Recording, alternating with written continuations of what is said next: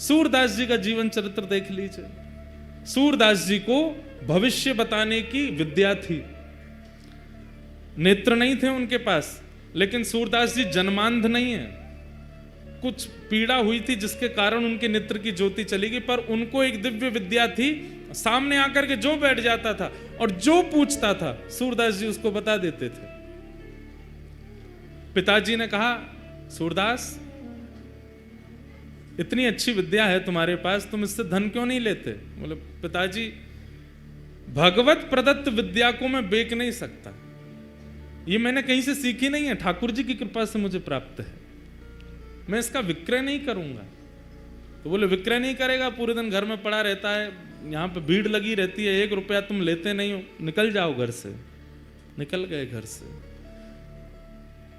फिर भ्रमण करते हुए जब मथुरा पहुंचे, तब विश्राम घाट पर महाप्रभु वल्लभाचार्य जी का जब उन्होंने यश सुना, ध्यान से सुनो, भगवत प्रदत्त विद्या सबके जीवन में होती है।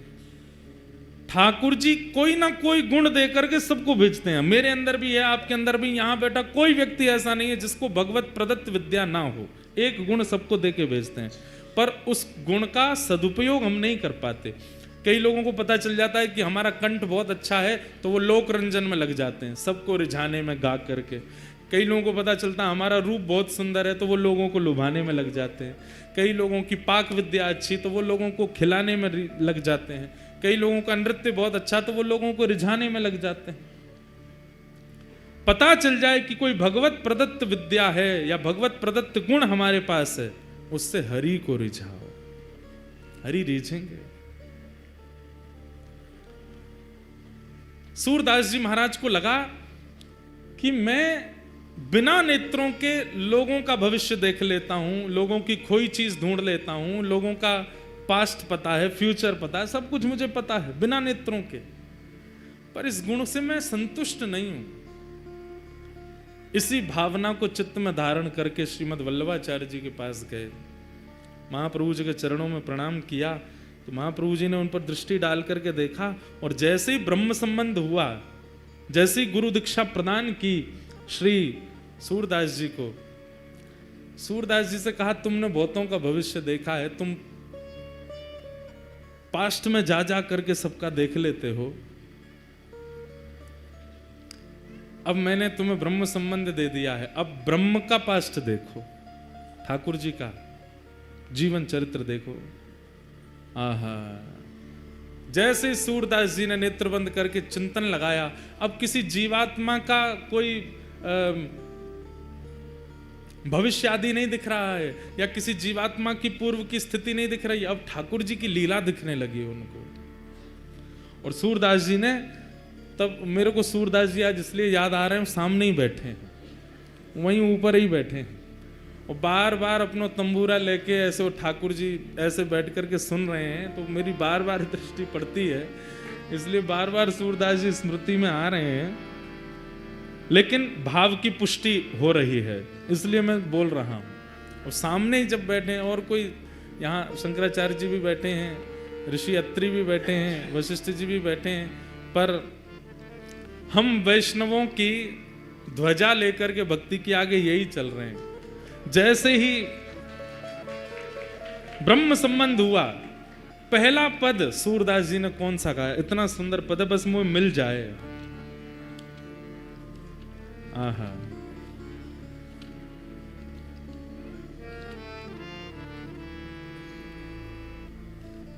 और वो पद ऐसा है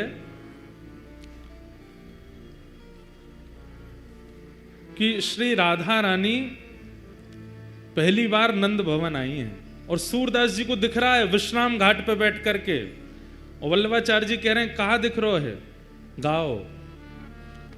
सूरदास जी सबका भविष्य देखने वाले आज पहली बार यमुना जी के तट पर बैठ करके कह रहे हैं, हे गुरुवर, जो दिख रहा है वो गा रहा हूं। क्या?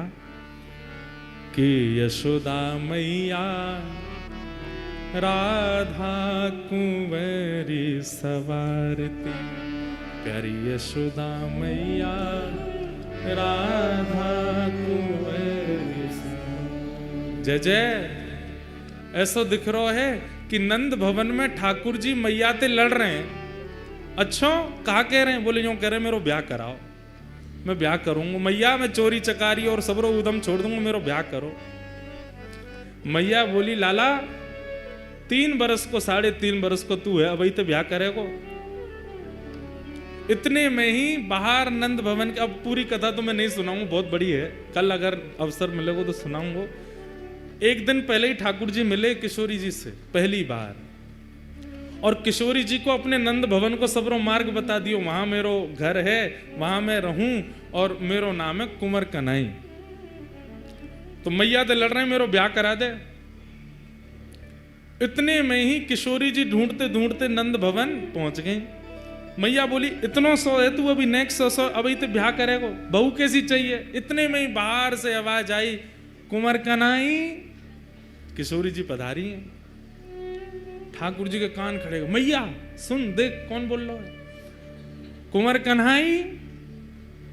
मैया बोली जी कौन? जी तो कोई लाली बोल रही। मैया लाली ना, बहू है, चर्चा है रही, अपने आप ही आ गई है।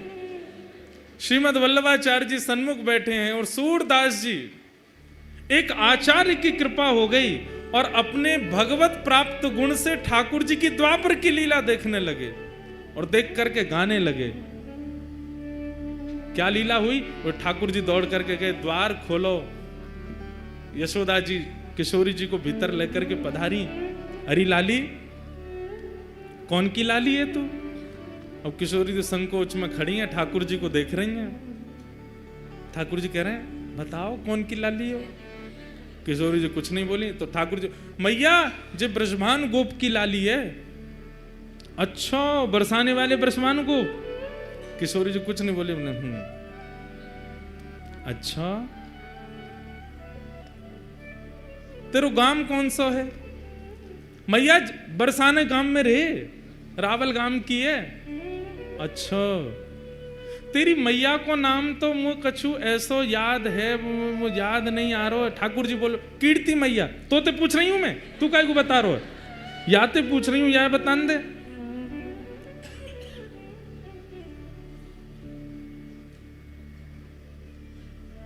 खेलन के मिस कुंवर राधिका, नंद भवन में आई हूँ।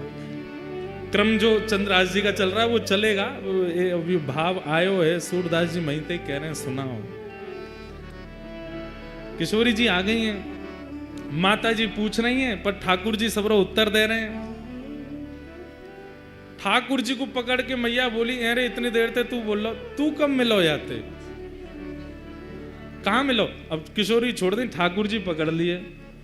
आहा, तो ठाकुर जी कहा क्या उत्तर दे रहे हैं? कितने भोले हमारे लाल जी। जमुना तीर कलही में भूलो, जमुना तीर कलही में भूलो, बाह पकड़ ले आई हो, बाह पकड़ ले आई हो। ठाकुर जी कह रहे हैं मैया कल जमुना जी पे घूमते घूमते मैं नंद भवन को रास्ता भूल गए हो। बोला अच्छा, तब जे मुँह को मिल गई और मैं रोने लगो, मुँह तो मैया के पास जानो है, नंद बाबा के पास जानो। तो जे मेरो हाथ पकड़ के नंद भवन छोड़ के गई मुँह को। या हमारे हम दोनों को परिचय है गयो। आवत इहाँ तो ही सकुचत, आवत इहाँ तो ही मैं दे सो ही बुलाई हो, मैं दे सो ही बुलाई हो। मैया तो ये देख के डर गई है, या हमारे इनके बहाने मैं बोल रहा हूं। मैया मैया एक बात कहनी। बोले कहा, कान में ही कहूंगा। मैया ने अपना कान नीचे किया। ठाकुर जी बोले यही तो ब्याह कराए दो मैया, यही तो मेरो ब्याह कराए दो, यही बढ़िया है। तब यशोदा मैया किशोरी जी को अपने गोद में बैठा में अंदर से ठाकुर जी को श्रृंगार लेके आई हैं। जो श्रृंगार ठाकुर जी को धारण कराया जाए वो समस्त श्रृंगार पेटी लेकर के आई हैं। और ठाकुर जी तो कह रही हैं, ए लाला चल काजर लेके आ, माथे चुनरी लेके आ। ठाकुर जी दौड़ दौड़ के नंद भवन से सब सामग्री लेके आ रहे हैं, सब ला के सामने धर दे। मैया या को श्रृंगार कर दे। और यशोदा मैया जशोदा राधा कुंवर संवारती, बड़े बार सीमत शीश के प्रेम सहित निहारती, मांग पारी बैनीजू सवारती, गूंत सुंदर भांति, गोरे भाल बिंदु वदन मन इंदु प्रात रवि कांति। पूरी ठाकुर जी को जैसे श्रृंगार करें वैसे श्रृंगार कर रही हैं यशोदा मैया, और ठाकुर जी श्रृंगार ढूंढ रहे हैं बढ़िया वारो। मैया जे नग पहना कितना बढ़िया लगे वो, मैया बार पहना रही हूँ, ठाकुर जी को देखती जा रही हैं। बड़ा अपने श्रृंगार के तो उतार उतार के भगे। अब मैया मैं श्रृंगार करके खुद ना देख पाऊं ना, या देखते रहूंगा, या को कर दे। खूब सुंदर श्रृंगार कर दियो, पाजे पहना दी, मांग में सिंदूर भर दियो, पामन में अलको लगाई दियो, गोद भराई कर दी लाली की। ये दृश्य दिख रहा है किसको? सूरदास जी। सूरदास जी ने जब ये दृश्य देखा, सूर श्याम राधा तनु चितवत, सूर श्याम यशुमति तन मन भाई हो, यशुमति तन मन भाई हो, खेलन के मिस कुंवर राधिका, नंद भवन को आई हो, खेलन के मिस कुंवर राधिका, नंद भवन। ऐसी सुंदर ये लीला दिखने लगी सूरदास जी को, और उसके बाद तो ये कलम कभी रुकी नहीं। ठाकुर जी की मधुर लीलाओं का ऐसा वर्णन फिर सूरदास जी ने किया, केवल किस भाव से? अपने भगवत प्रदत्त गुण को ठाकुर जी के चरणों में प्रदान करने मात्र से। कष्ट तो जीवन में था सूरदास जी के, पर गुरु कृपा से संपूर्ण जीवन आनंद में हो गया। ठाकुर जी की लीला प्रकट होने लगी।